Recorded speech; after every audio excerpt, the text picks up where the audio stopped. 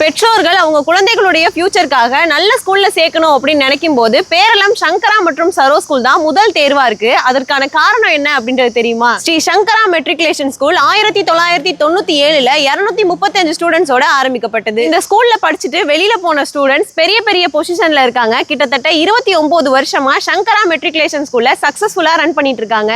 இப்போ இந்த ஸ்கூல்ல 2500க்கும் மேற்பட்ட ஸ்டூடெண்ட்ஸ் படிச்சிட்டு இருக்காங்க.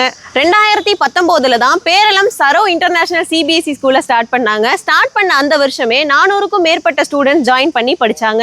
நீங்க உங்க குழந்தைங்களை பள்ளியில சேர்க்கறதுக்கு முன்னாடி நான் சொல்ல போற இந்த 3 விஷயம் இருக்கா அப்படின்றத பாருங்க.